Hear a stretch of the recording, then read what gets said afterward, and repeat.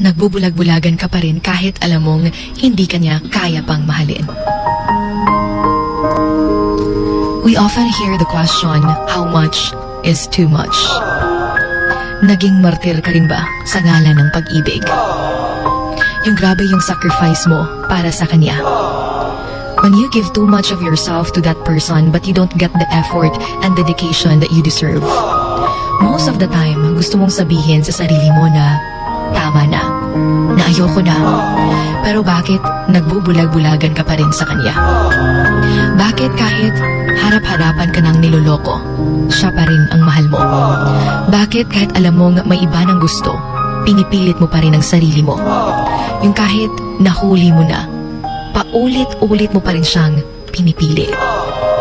Nakakapagod talaga minsan ang pagmamahal. Minsan, nagmumukha pa tayong kawawa.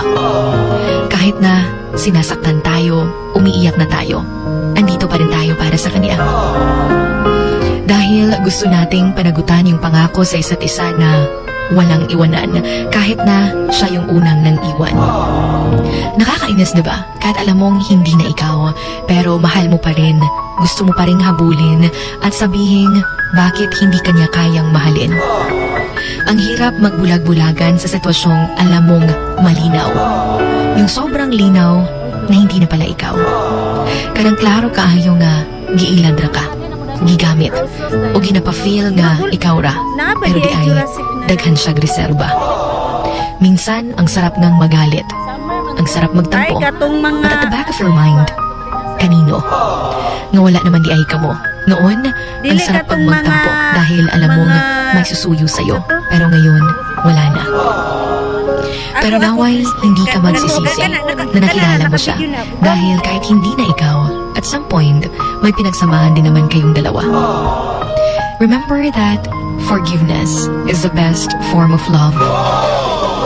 It might not be easy to forgive, for it might not be an easy journey, but it is such a powerful place because it frees you.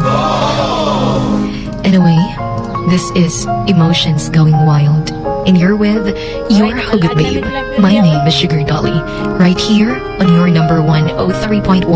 This is Wild FM. Emotions Going Wild.